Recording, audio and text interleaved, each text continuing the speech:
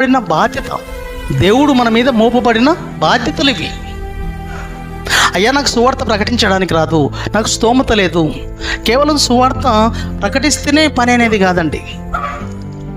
ఎన్నో పనులు ఉన్నాయి, ఎన్నో కార్యక్రమాలు ఉన్నాయి, ఎన్నో చేయదగిన పనులు ఉన్నాయి.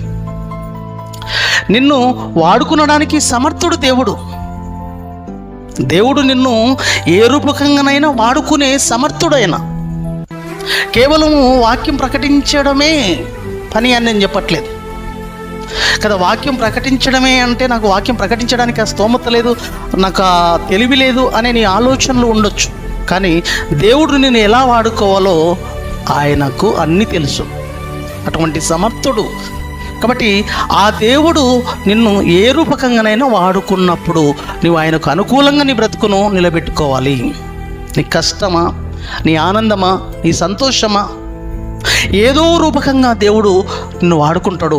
ఆయనకు అర్హమైన పాత్రగా నువ్వు నిలబడగలగాలి. తండ్రి నేనున్నాను, ఏ పని కోసం నన్ను వాడుకుంటావు, ఏ విధంగా నన్ను ఉపయోగించుకుంటావు, ఏ విధంగా నేను ఉపయోగపడాలి, ఏ విధంగా నేను సహాయపడాలి నీ కార్యక్రమాల కోసం అని నీవు ఆ మనసు కలిగి ఉండు. నిన్ను వాడుకున్నటకు సమర్థుడు ఆయన.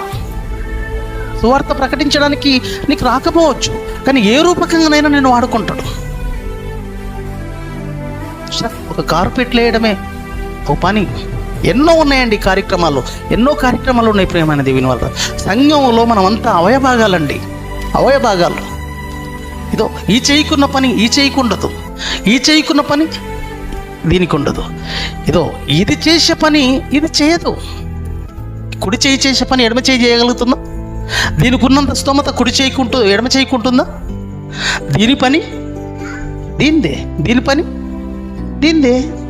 నోటి పని నోటిదే, ముక్కు పని ముక్కుదే. ముక్కు చేసేది నోరు చేయదు, నోరు చేసేది ముక్కు చేయదు. కాళ్ళకున్న పని కాళ్ళకే. బాడీలో ఉన్న అవయభాగాలు ఆయా పనులు కలిగి ఉన్నప్పుడు సంఘంలో కూడా మనం అంతా క్రీస్తుకు అవయభాగాలము. ఒక్కొక్కరు ఒక్కొక్క పనిలో ఉండిపోవాలి. అందరం అన్ని పనులు చేయలేం. ఒక్కొక్కరికి ఒక పనులు మనం చేసుకునే స్థితిలోనికి మనం వెళ్ళగలగాలి తప్ప నేను ఏం చేయలేను, నా వల్ల కాదు అనుకుంటే ఎలా చెప్పండి? మీ పోషణ కోసం, మీ బ్రతుకు కోసం మీరు కష్టపడట్లేదు, చేసుకోవట్లేదు, నిలబడట్లేదు, నిలబెట్టుకోవట్లేదు, సంసారాలను కుటుంబాలను కట్టుకోవట్లేదు.